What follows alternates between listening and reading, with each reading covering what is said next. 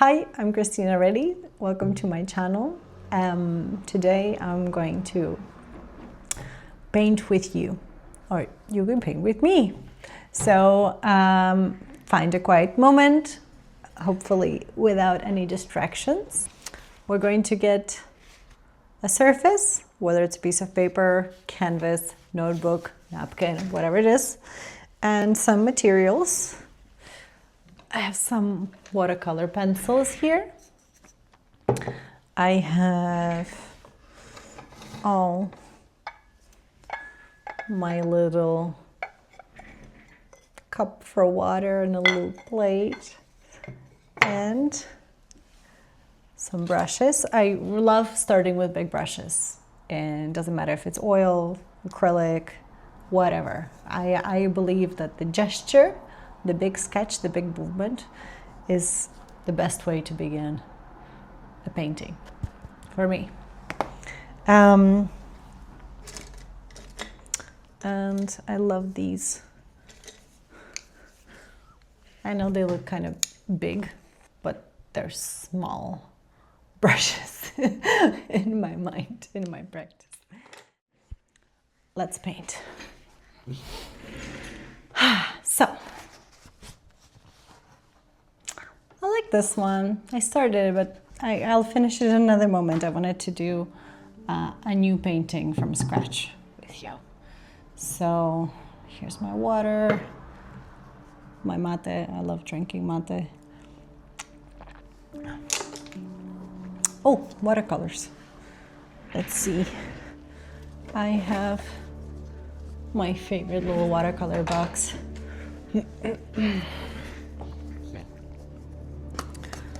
And what I'm going to do first is just take a moment to reconnect with myself.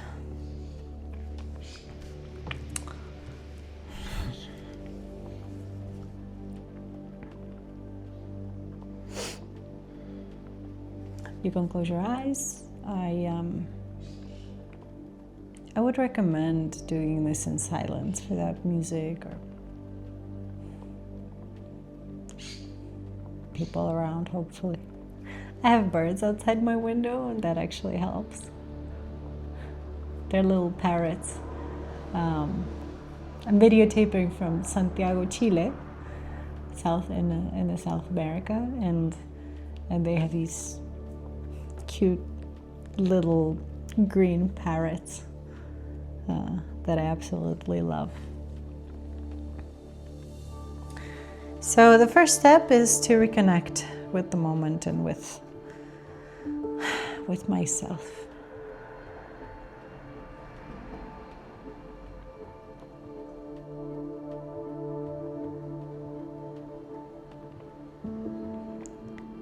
Here you can still your mind, close your eyes, maybe even do a meditation.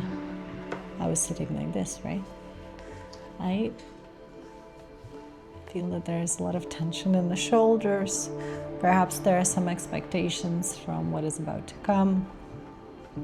So the idea is to relax into that, into what is, to empty the mind, to reconnect with the sensation, with the body.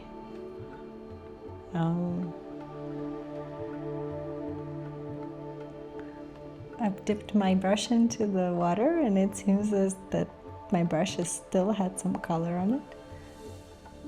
My children sometimes use my watercolors, so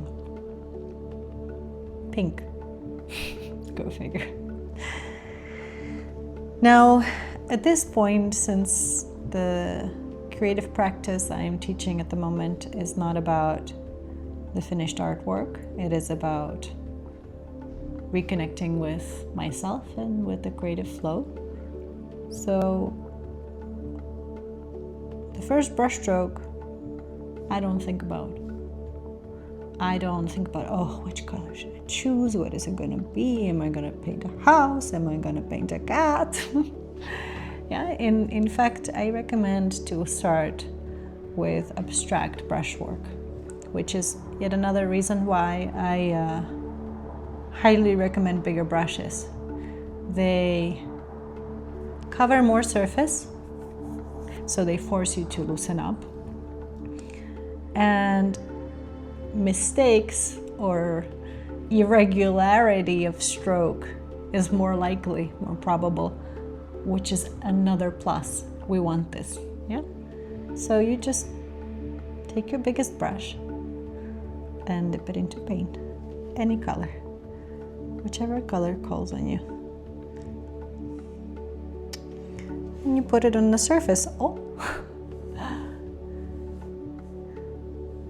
Now, I don't want you to force abstraction. I don't want you to force chaos. It's not about, oh yeah, she says don't paint a house or a cat.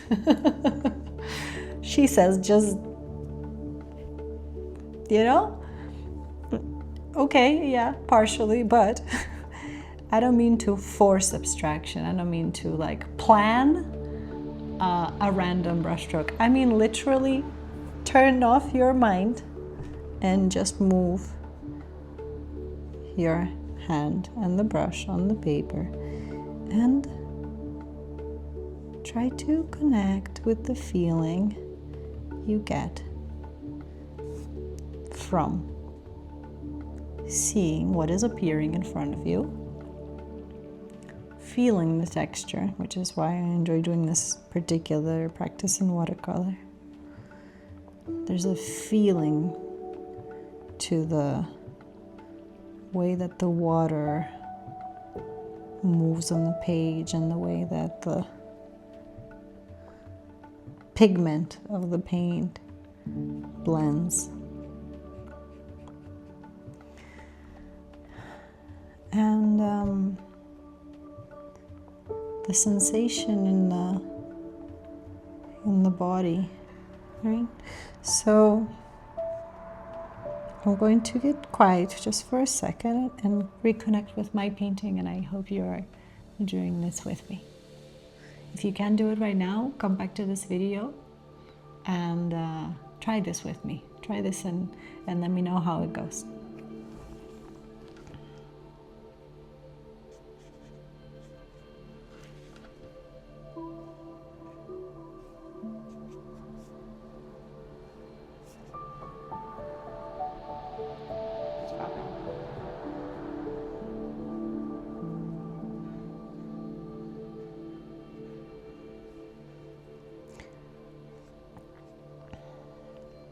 So what I teach through these practices is this is not painting technically, although yes, I can show you technical ways of mixing color, of getting a particular effect, but that's not the intentions, that's not the purpose behind this. Neither is this art therapy. This is a reconnection with my own expression, with your own expression.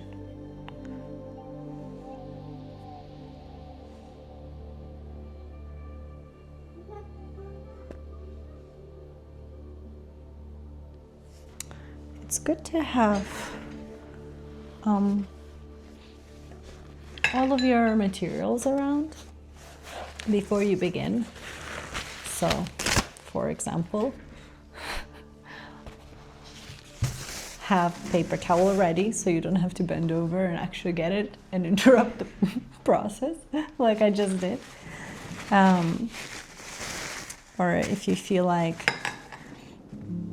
intervening with other materials, I like to work with watercolor pencils because they just add this other dimension to the texture, but kind of collaborate with the watercolors that are already on it.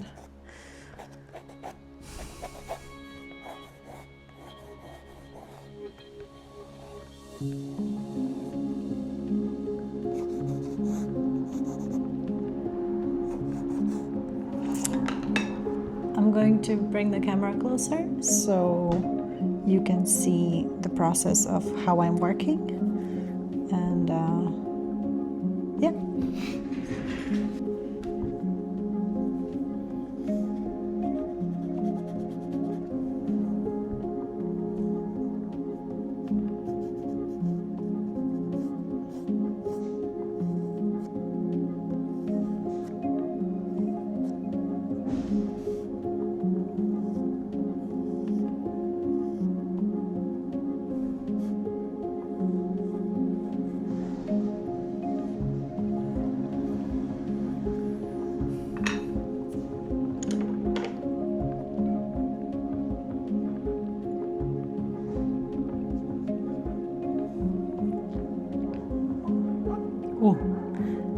you see how this blue just completely changed the vibration of the painting?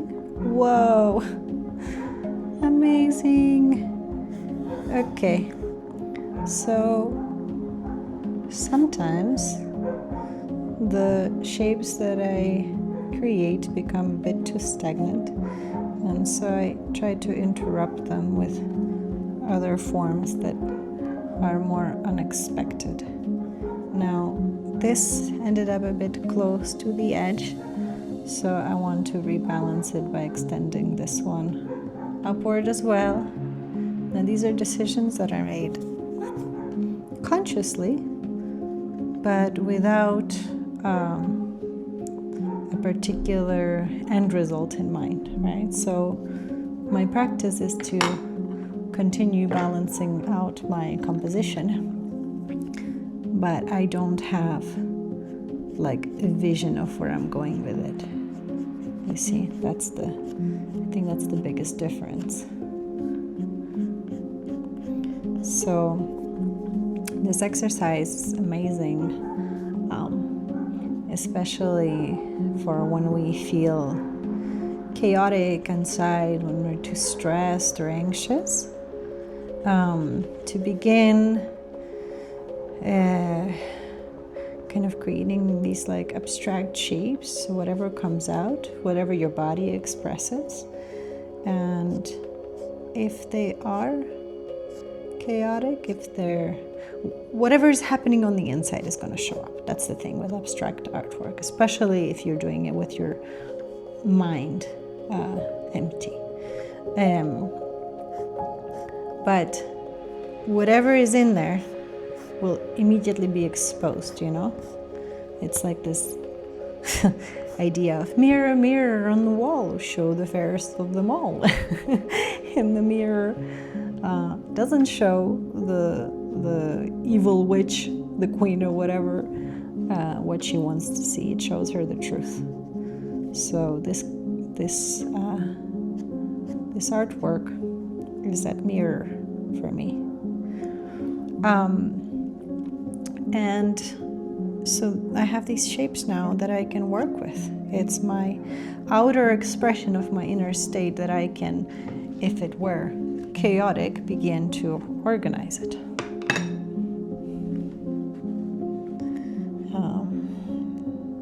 I feel and ask what it needs, but I ask what this artwork needs, not with my mind. I ask it with my sensation, with a feeling.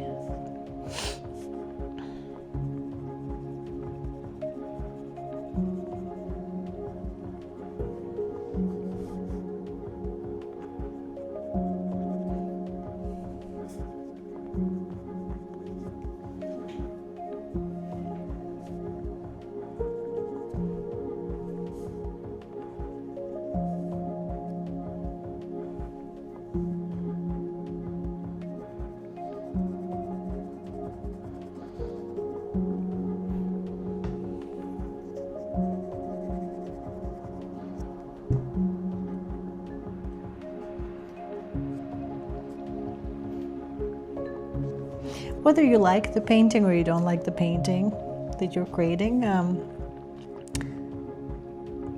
you know, that kind of doesn't quite matter, but it is information that is useful. So, you know, you can look at this and say, oh, I don't like this part, and then you can question. What is it that you don't like? Why don't you like it? Is it because there's inner critic sitting in there complaining and judging? Or is it because it shows something we don't want to see? But it's information. It's information that is very useful.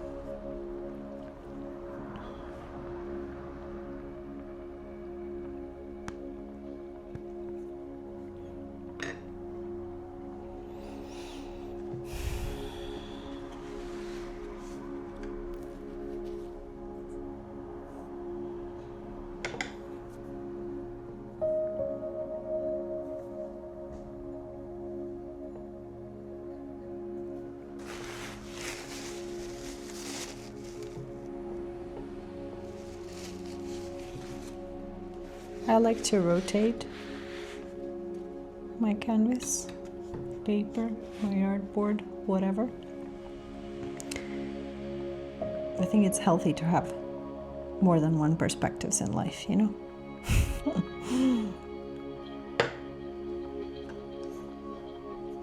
White pencils are so much fun. Look. Okay, where are we gonna put it? Feel it, feel it, feel it. I gotta feel it.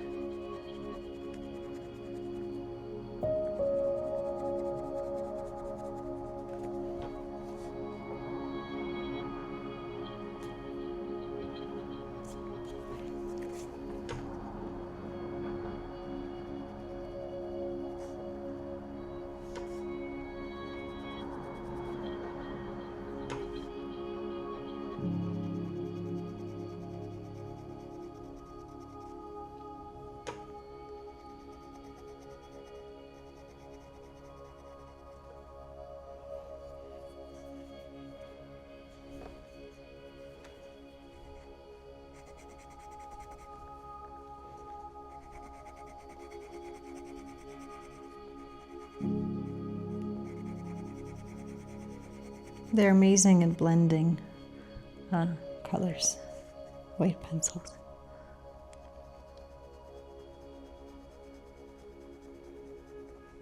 And create these beautiful transparencies. See, this is me teaching technique. Yeah. Highlights, right? Yeah. Also amazing to create volume with. For example, this looks like a leaf to me, so I put the central vein in there, and then I decide to extend a little bit of a highlight on one side, and there I have my organic shape, organic leaf-like shape within an abstract world. Perhaps I can pull out another leaf here or here.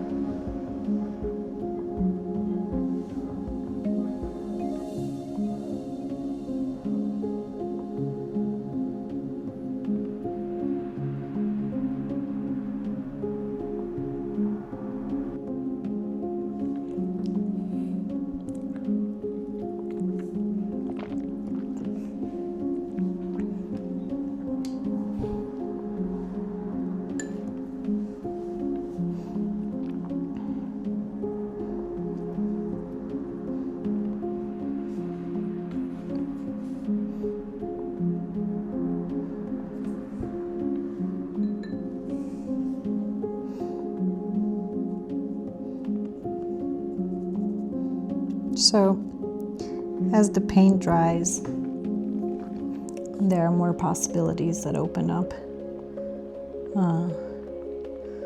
More layering, more detailing.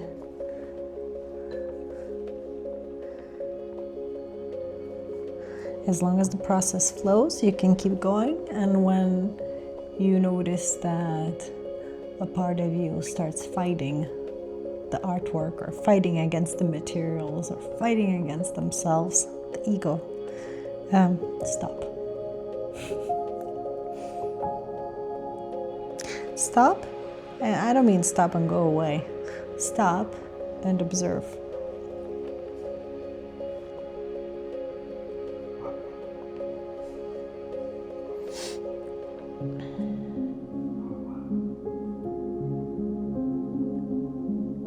I keep going because my hand is keep going. You know? If my mind got too loud and started having opinions about what I'm doing, I would just stop.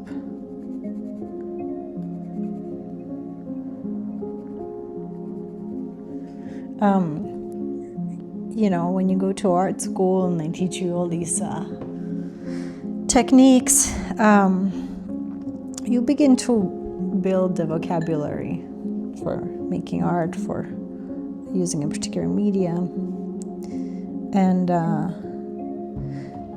that knowledge and that experience is always in here. It like never leaves. Like once you know how to walk, you know how to walk. Once you learn how to ride a bicycle, you know how to ride a bicycle.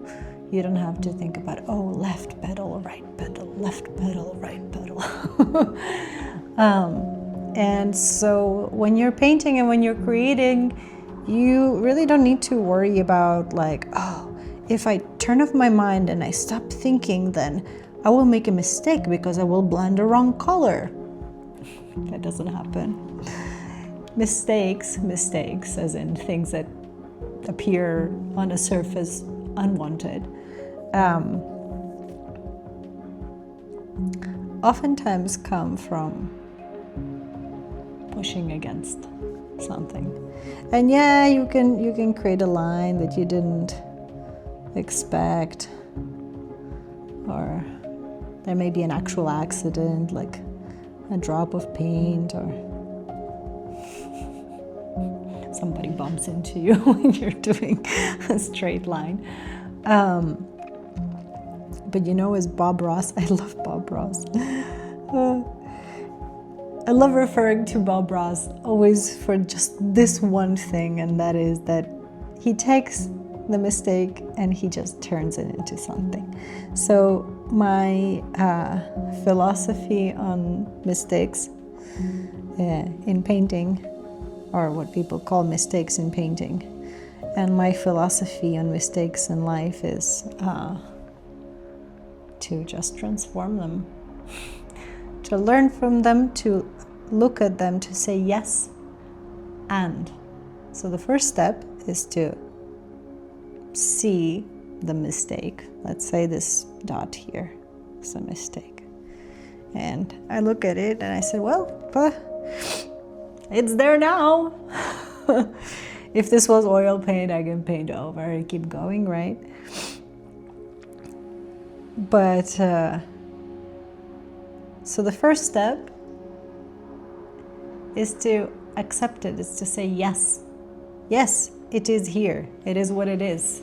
This is the reality. This is a fact. It is here. It happened. Okay? If there's a resistance, if there's like, oh, frustration, I give up, like I did all of this and now this happened. After the yes, you have a comma, and. Yes, and what now? Yes, and what action do I take now? Do I change it into something? Do I say, you know what? I just completely tore through my canvas by mistake. by accident, it has happened to me, you know, a large painting, and maybe I leaned it on something or some sort of accident and like cuts through the canvas. What do I do then? I mean, I could sit down and cry about it. And I could, you know, say, okay, well, this is what happened. Yes. And if I can't fix it, I'm gonna let it go. I'm gonna say thank you, because painting that canvas that is now cut and broken and unusable, I suppose, has not been a waste of time. It's been experience for me. It's been a learning experience for me. It's been moments of expression for me. I can unstretch the canvas, I can cut it into smaller pieces, I can paint on top of it. There's so many things that you could do once you accept what is. So anyway, I've went into many tangents, many creative tangents. This is how my mind works. So if you enjoyed this session, thank you for watching. I will be posting more content, more sessions, and processes and thoughts and experiences. And yeah, like this video, subscribe, and I'll see you next time. Bye-bye.